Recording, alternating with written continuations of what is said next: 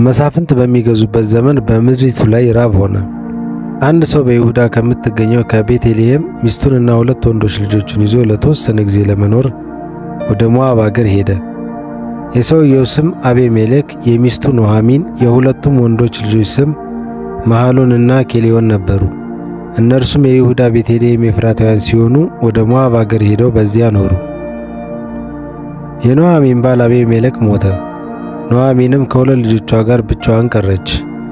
ልጆቿም ኦርፋና ሩት የተባሉ የሞዓብ ሴቶችን አገቡ። በዚያም 10 ዓመት ያህል ከኖሩ በኋላ መሐሎንና ኬሌዎን ሁለቱም ሞቱ። ኑኃሚንም 2 ልጆቿና ባሏን አጥታ ብቻዋን ቀረች። እርሷም በሞዓብ ሳለች እግዚአብሔር ሕዝቡን እንደጎበኘና እህል እንደሰጣቸው በሰማች ጊዜ 2 ምራቶቿን ይዛ ወደ አገሯ ለመመለስ ከዚያ ተነሳች። የኖረችበትን ስፍራ ትታ ከ2 ምራቶቿ ጋር ወደ ይሁዳ ምድር የሚመልሳቸውን መንገድ ይዘው ጉዟቸውን ቀጠሉ። ከዚያም ኑኃሚን 2 ምራቶቿን እንዲህ አለቻቸው፣ እያንዳንዳችሁ ወደ እናቶቻችሁ ቤት ተመለሱ። ለሞቱ ባሎቻችሁና ለእኔ በጎ ነገር እንዳደረጋችሁ ለእናንተም እግዚአብሔር እንደዚሁ ያድርግላችሁ።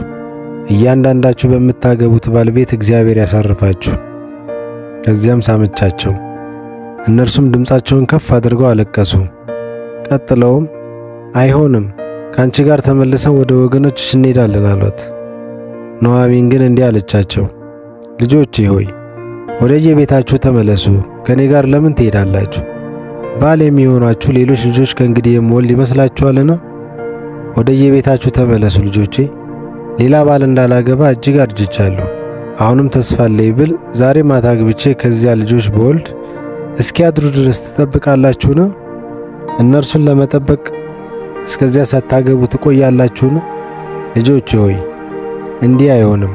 ሁኔታው ከእናንተ ይልቅ ለእኔ እጅግ መራራ ነው፣ የእግዚአብሔር እጅ በእኔ ላይ ተነስቷልና። እነርሱም ድምፃቸውን ከፍ አድርገው እንደገና አለቀሱ።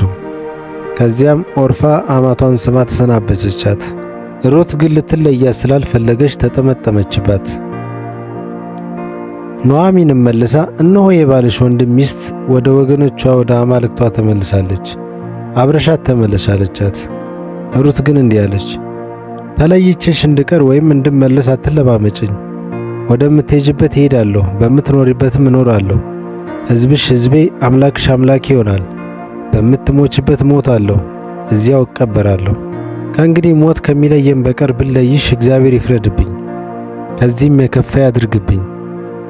ሩት አብራን ለመሄድ መቁረጧን በተረዳች ጊዜ ኑኃሚን መጎትጎቷን ተወች። ከዚያም 2 ሴቶች እስከ ቤተልሔም ድረስ ተጓዙ። ቤተልሔም እንደደረሱም በእነርሱ ምክንያት ከተማው በሙሉ ተተረማመሰ። ሴቶቹም ይህች ኑኃሚን ናትን በማለት ተገረሙ። እርሷም እንዲህ አለች፣ ሁሉን የሚችል አምላክ ሕይወቴን እጅግ መራራ አድርጎታልና ማራ በሉኝ እንጂ ኑኃሚን ብላችሁ አትጥሩኝ። በሙላት ወጣው፣ ነገር ግን እግዚአብሔር ባዶዬን መለሰኝ። እግዚአብሔር አስጨንቆኝ፣ ሁሉን የሚችል አምላክ መከራ ምጥቶብኝ ሳለ እንዴት ኑኃሚን ብላችሁ ትጠሩኛላችሁ? አለቻቸው። ስለዚህ ኑኃሚን ከምራቷ ከሞዓባዊቱ ሩት ጋር በመሆን ከሞዓብ ተመለሰች። ቤተልሔም የደረሱትም የገብስ አዝመራ በሚሰበሰብበት ወቅት መጀመሪያ ላይ ነበር። ኑኃሚን ከአቤሜሌክ ጎሳ የሆነ ቦዔዝ የሚባል ባለጸጋ የባል ዘመድ ነበራት። ሞዓባዊቷ ሩትም ኑኃሚንን በፊቱ ሞገስ አግኝቼ ቃርሚያ የሚያስቃርመኝ ሰው ባገኝ እህል አዝመራው ልሂድ አለቻት።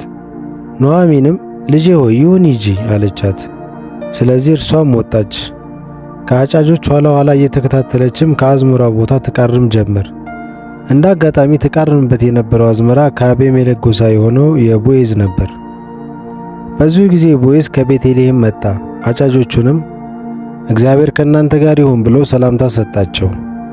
እነርሱም እግዚአብሔር ይባርክ ብለው መለሱለት። ከዚያም ቦዔዝ የአጫጆቹን አለቃ ይህች ወጣት ሴቴ ማን ናት ሲል ጠየቀው። የአጫጆቹም አለቃ እንዲህ ሲል መለሰ፣ ከኑኃሚን ጋር ከሞዓብ ምድር ተመልሳ የመጣች ሞዓባዊት ናት። እርሷም አጫጆቹን እየተከታተልኩ በነዶ መካከል እንድቃርም እባክህ ፍቀድልኝ አለችኝ። ለጥቂት ጊዜ በመጠለያው ከማረፏ በስተቀር ወደ አዝመራው ቦታ ገብታ ከጠዋት አንስቶ እስካሁን ያለማቋረጥ ስትቃርም ቆይታለች። ስለዚህም ቦዔዝ ሩትን ልጄ ሆይ ስሚኝ፣ ከእንግዲህ ወደ ሌላ አዝመራ ሄደሽ አትቃርሚ፣ ከዚህም አትራቂ። ከሴቶች ልጆቼ ጋር እዚሁ ሁኚ። ወንዶቹ የሚያጭዱበትን እርሻ ልብ እያልሽ ልጃገረዶቹን ተከተይ። ወንዶቹ እንዳያስቸግሩሽም አስጠንቅቂያቸዋለሁ። ውሃ ሲጠማሽ ደግሞ እየሄድሽ ወንዶቹ ሞልቶ ካስቀመጡትን ሥራ ቀርተሽ ጠጪ። በዚህ ጊዜ ወደ መሬት ዝቅ ብላ እጅ ነሳችው። እርሷም ባይተዋር የሆንሁትን እኔን ታስበኝ ዘንድ በፊት ሞገስ ለማግኘት የበቃሁት እንዴት ነው አለችው። ቦዔዝም መልሶ እንዲህ አላት፣ ባልሽ ከሞተ ጀምሮ ለአማትሽ ያደረግሽላትን ሁሉ አባትና እናትሽን እንዲሁ የተወለድሽበትን አገር ትተሽ ቀድሞ ከማታውቂው ሕዝብ ጋር ለመኖር እንዴት እንደመጣሽ ነግረውኛል። ስላደረግሽው ሁሉ እግዚአብሔር ዋጋሽን ይክፈልሽ። በክንፉ ጥላ ስር ለመጠለል የመጣሽበት የእስራኤል አምላክ እግዚአብሔር ብድራትሽን አትረፍርፎ ይመልስልሽ። እርሷም መልሳ ጌታዬ ሆይ ምንም እንኳን ከሴት ሠራተኞች እንደ አንዲቱ መቆጠር የማይገባኝ ቢሆንም እንድጽናና አድርገኸኛል። እንዲሁም እኔን አገልጋይህም በመልካም ንግግር ደስ አሰኝተኸኛል። ስለዚህ ሞገስህ እንዳይለየኝ እለምንሃለሁ አለችው። በምሳ ሰዓት ቦዔዝ ወደዚህ ቀረብ በይ፣ እንጀራም ወስደሽ በወይን ሆምጣጤው አጥቅሽ አላት። እርሷም ከአጫጆች አጠገብ እንደተቀመጠች ቦዔዝ የተጠበሰ እሸት ሰጣት። የቻለችውንም ያህል በልታ ጥቂት ተረፋት። ለመቃረም ስትነሳም ቦዔዝ ጎበዛዝቱን እንዲህ ብሎ አዘዛቸው፣ በነዶ መካከል እንኳ ብትቃርም ክፉ አትናገሯት። ይልቁንም ከታሰረው ነዶ ላይ ጥቂቱን ዘለላ እየመዘዛችሁ በመጣል እንድታነሳው ተውላት፣ አታስቀይሟት። ስለዚህ ሩት እስኪመሽ ድረስ ከአዝመራው ላይ ቃረመች። ከዚያም የሰበሰበችውን ገብስ ወቃች፣ 1 የኢፍ መስፈሪያም ያህል ሆነ። ያንንም ይዛ ወደ ከተማ ሄደች። አማቷም የሰበሰበችው ምን ያህል እንደሆነ አየች። እንዲሁም ሩት የሚበቃትን ያህል ከበላች በኋላ አስተርፋ የነበረውን አውጥታ ለእርሷ ሰጠቻት።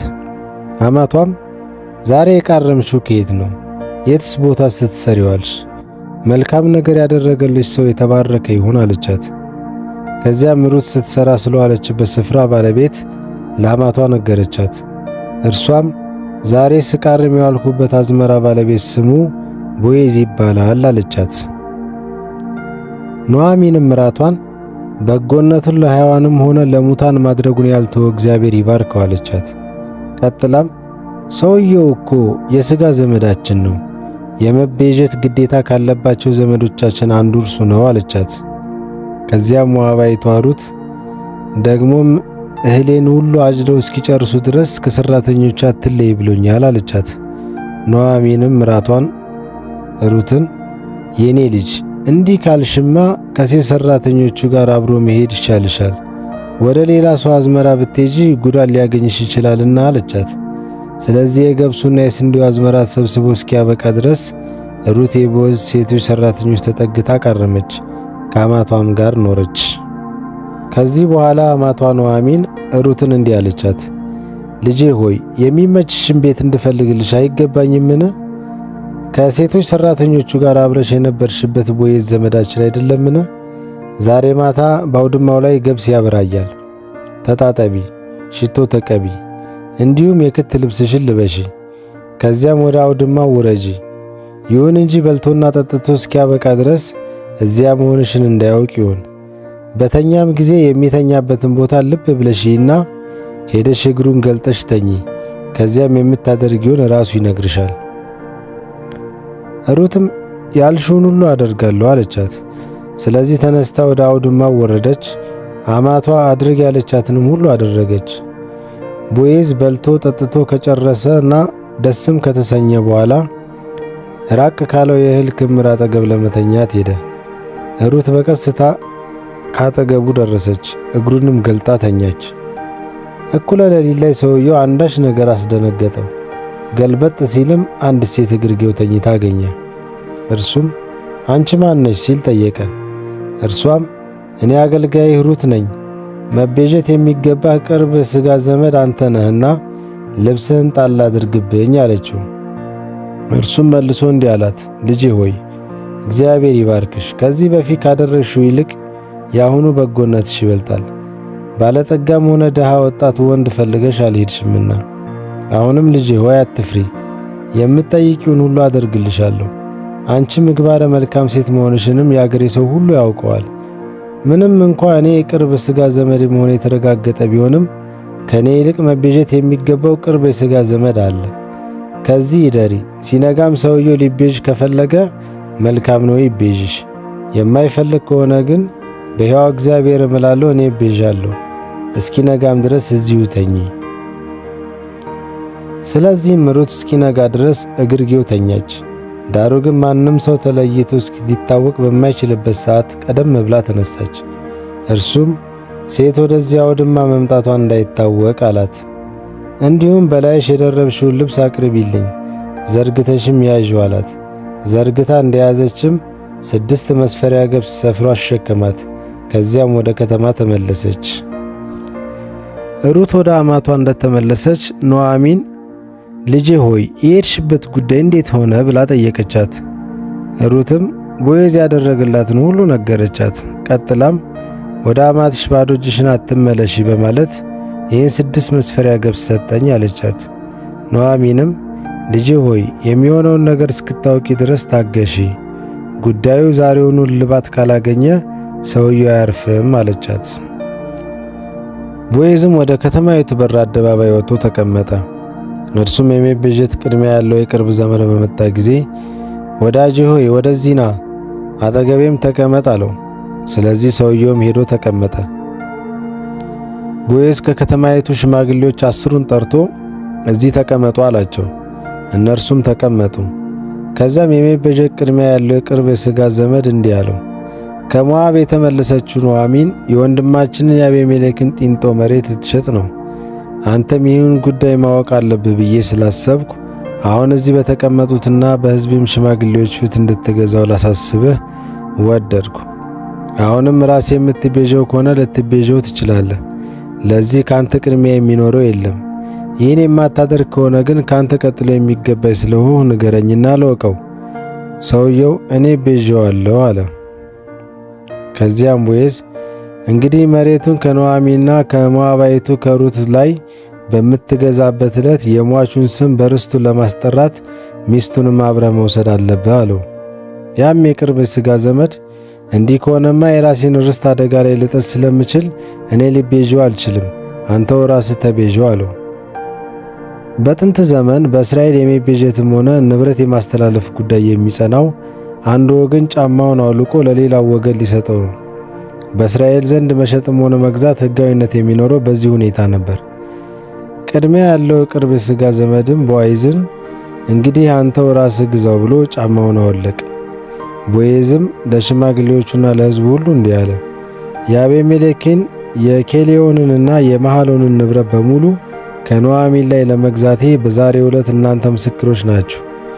እንዲሁም የሟቹ ስም ከወንድሞቹ መካከልና ከአገሩ ደጅ እንዳይጠፋ የሟቹን ስም በርስቱ ላይ ለማስጠራት የመሐሎን ሚስት የነበረችው ሞዓባዊት ሩትን አግብቻታለሁ። እናንተም ዛሬ ምስክሮች ናችሁ። ከዚያም ሽማግሌዎቹና በከተማይቱ በር አደባባይ የነበሩት ሁሉ እንዲህ አሉ፣ እኛ ምስክሮች ነን። እግዚአብሔር ይህችን ወደ ቤት የምትገባውን ሴት የእስራኤልን ቤት በአንድነት እንደሰሩ እንደ ራሔልና እንደ ልያ ያድርጋት። አንተም በኤፍራታ የበረታ ሁን፣ ስምህም በቤተልሔም የተጠራ ይሁን። እግዚአብሔር ከዚች ወጣት ሴት በሚሰጥ ዘር አማካይነት ቤተሰብህን ትዕማር ለይሁዳ እንደወለደችው እንደ ፋሬስ ቤተሰብ ያድርገው። ስለዚህ ቦዔዝ ሩትን ወሰዳት፣ ሚስቱም ሆነች። ከዚያም ወደ እርሷ ገባ፣ እግዚአብሔር እንድትጸንስ አደረጋት፣ ወንድ ልጅም ወለደች። ሴቶቹም ኑኃሚንን እንዲህ አሏት፣ ዛሬ የሚቤዥ ቅርብ የሥጋ ዘመድ ያላሳጠሽ እግዚአብሔር ይባረክ፣ በመላው እስራኤልም ስሙ ይግነን። ልጁ ሕይወትሽን ያድሳታል፣ በእርጅናም ዘመንሽም ይጦርሻል። የምትወድሽና ከ7 ወንዶች ልጆች የምትበልጥብሽ ምራትሽ ወልደዋለችና። ከዚያም ኑኃሚን ሕፃኑን ተቀብላ ታቀፈችው፣ ሞግዚትም ሆነችው። ጎረቤቶቿ የሆኑ ሴቶችም ለኑኃሚን ወንድ ልጅ ተወለደላት አሉ። ስሙንም ኢዮቤድ ብለው ጠሩት። እርሱም የዳዊት አባት የሆነው የእሴይ አባት ነበር። እንግዲህ የፋሬስ ቤተሰብ ትውልድ ይህ ነው። ፋሮስ ኤስሮምን ወለደ፣ ኤስሮምም አራምን ወለደ፣ አራምም አሚናዳብን ወለደ፣ አሚናዳብም ነአሶንን ወለደ፣ ነአሶን ሰልሞንን ወለደ፣ ሰልሞንም ቦዔዝን ወለደ። ቦዔዝም ኢዮቤድን ወለደ። ኢዮቤድም እሴይን ወለደ። እሴይም ዳዊትን ወለደ።